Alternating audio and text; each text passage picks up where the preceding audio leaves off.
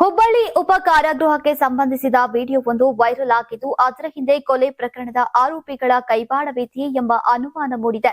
Jail ಸಿಬ್ಬಂದಿ ವಿರುದ್ಧ ಸೇಡು ತೀರಿಸಿಕೊಳ್ಳುವ ಉದ್ದೇಶದಿಂದಾನೇ ವಿಡಿಯೋ ವೈರಲ್ ಮಾಡಲಾಗಿದೆ ಎಂಬ ಶಂಕೆ ವ್ಯಕ್ತವಾಗಿದೆ. ಸದ್ಯ ಬೆಂಡಿಗೇರಿ ಪೊಲೀಸ್ ಠಾಣೆಯಿಂದ ತಪ್ಪಿಸಿಕೊಂಡಿರುವಂತಹ ಕೊಲೆ ಆರೋಪಿ ಪ್ರಜ್ವಲ್ ವಿರುದ್ಧ ಈ ಸಂಬಂಧ ಆರೋಪ ಕೇಳಿಬಂದಿದೆ. ವೈರಲ್ ಆಗಿರುವಂತಹ ವಿಡಿಯೋದಲ್ಲಿ ನವೆಂಬರ್ 13ರಂದು ಹುಬ್ಬಳ್ಳಿಯಲ್ಲಿ ನಡೆದಂತಹ ಮಲ್ಲಿಕ್ ಕೊಲೆ ಪ್ರಕರಣದ ಆರೋಪಿಗಳು ಕಾಣಿಸಿಕೊಂಡಿದ್ದಾರೆ ಎನ್ನಲಾಗಿದೆ.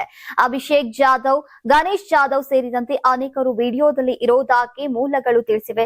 ಮಲ್ಲಿಕ್ ಕೊಲೆ ಪ್ರಕರಣಕ್ಕೆ ಸಂಬಂಧಿಸಿದಂತೆ 17 ಜನರನ್ನ ಬೆಂಡಿಗೆರೆ ಪೊಲೀಸ್ ಠಾಣೆಯ ಪೊಲೀಸರು ಈಗ ಬಂಧಿಸಿದ್ರು. ಬಳಿಕ ಎಲ್ಲಾ ಆರೋಪಿಗಳನ್ನ ಹುಬ್ಬಳ್ಳಿ ಉಪ ಕಾರಾಗೃಹಕ್ಕೆ ರವಾನಿಸಲಾಗಿತ್ತು.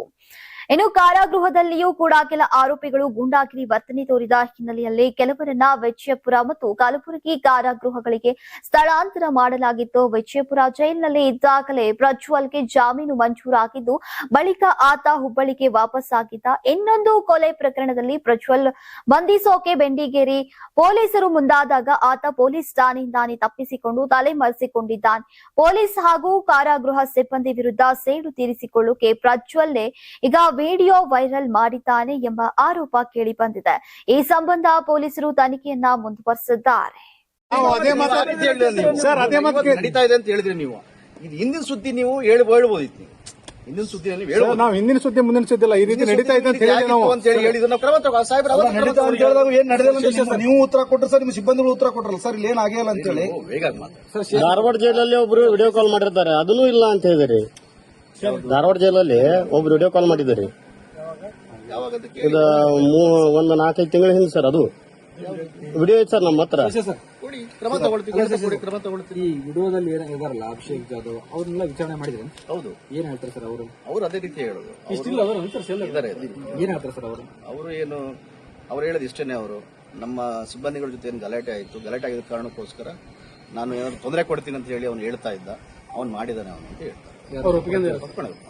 ಅಲ್ಲಲ್ಲ, ಗಾಂಜಾ ಬಂದಿದ್ದು ಅಂತ ಕೇಳಿದ್ರೆ ಅವರೇ ಹೇಳ್ತಾರೆ. ಅವ್ರು ಬೇರೆ ರೀತಿ ಹೇಳ್ತಾರೆ. ಅವ್ರು ವರ್ಷ ನಾನು ಒಪ್ಪಲ್ಲ, ನಾನು ಏನ್ ಹೇಳ್ತಾರೆ ಸರ್? ಅವ್ರು ಮರದೆಲ್ಲ ತಂದು ಹಾಕಿದಾರೆ ಅಂತ ಹೇಳ್ತಾರೆ. ನಾನು ಒಪ್ಪಲ್ಲ, ನಾನು ಒಪ್ಪಲ್ಲ. ನಾನು ಏನಾಗಿರ್ಬೋದು ಗೊತ್ತಿಲ್ಲ ಏನು ಅಂತ ಸರ್. ಈ ವಿಡಿಯೋ ನೋಡಿದಾಗ ಈ ಜೈಲಲ್ಲಿ ಎಲ್ಲ ನಡೀತಾ ಅನ್ನೋದೊಂದು, ಯಾಕಂದ್ರೆ ಸರ್ ಬೇರೆ ಸರ್ ಒಂದ್ ಕೇಳಿ, ಬೇರೆ ಬೇರೆ ಸೆಲ್ಲಿರುವಂತಹ ಆರೋಪಿಗಳು ಸರ್ ಎಲ್ಲರೂ ಯಾಕೆ ಒಂದೇ ಸೆಲ್ ಇಟ್ಕೊಂಡು ವಿಡಿಯೋ ಮಾಡ್ಕೊತಾರೆ ಸರ್?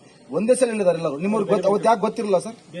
ಬೇರೆ ಬೇರೆ ಆರೋಪಿಗಳು ಸರ್ ಒಂದೇ ಸೆಲ್ ಇದ್ರೊಳಗೆ ಶೂಟ್ ಮಾಡೋ ಟೈಮ್ ಒಂದೇ ಕಡೆ ಸೇರಿದ್ರು. ಒಂದೇ ಕಡೆ ಯಾಕೆ ಸರ್ ಗೊತ್ತಾಗಲ್ಲ ನಿಮಗೆ?